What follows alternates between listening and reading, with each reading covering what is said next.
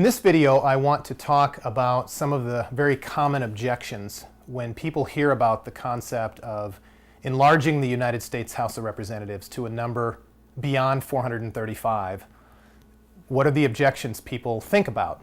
And this is particularly poignant because in this era and environment of anti-Washington, anti-politician, low congressional approval ratings, this is a very, very important question. Are we going to solve one problem, if you will, in the making it more equal, but just create another set of problems? Now, in the other video, I listed a series of advantages which I believe are real, concrete, measurable with data, and so forth.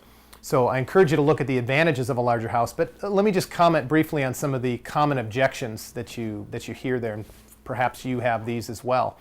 The first one is, what are you saying? You want more politicians in Washington? How can more of a bad thing, as most people view politicians in a negative light, how can more of a bad thing be good? Well, I think it's important to realize, why are these people politicians? Well, they're politicians because of the forces and the structure and this freezing of the House to an artificially small number, which drives issues of concentrating power in the hands of too few people, talking about an environment where they're not as accountable to their constituents back home and they feel more accountability to party and to special interests.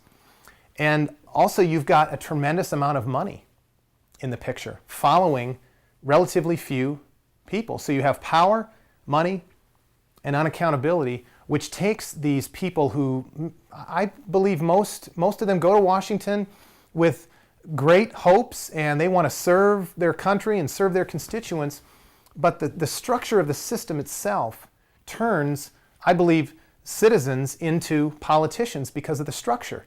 So if we were to change the structure in a fashion that reduces the influence of money, that spreads out the power base, that allows politicians to focus more on lawmaking and oversight, and to give them an environment where they're more accountable to the constituents back home that vote them into office, these are the kind of things that are going to reduce the sense of a politician and advance the notion of a citizen legislator, somebody who's like you or I would go to Washington and want to do good and be in a structure and environment that doesn't force us to change our belief system and our desires to conform to an environment where power, money, and unaccountability reigns. So that's my response to the politician question.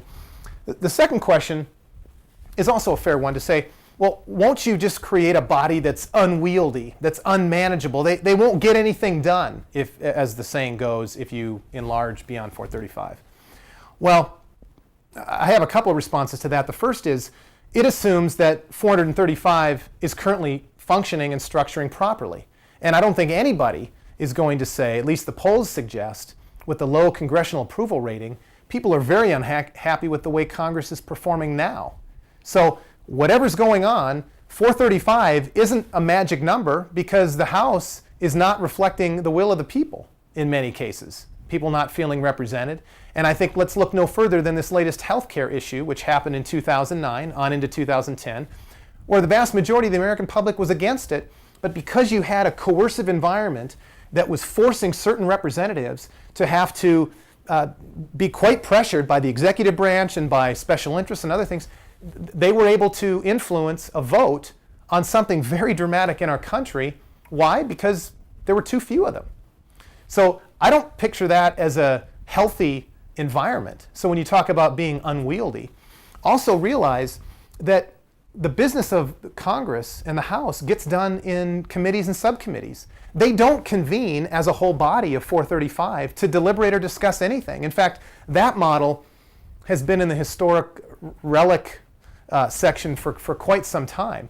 And I don't know what the actual largest committee is in the House, but it's probably no bigger than 40 or maybe 50 people tops.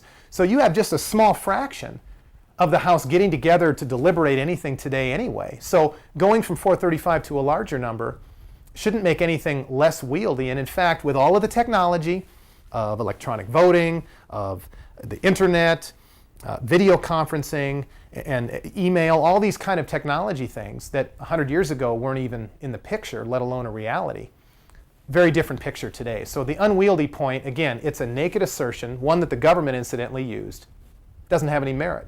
We need new analysis because we have a new day today as opposed to 100 years ago or even 50 or 40 years ago.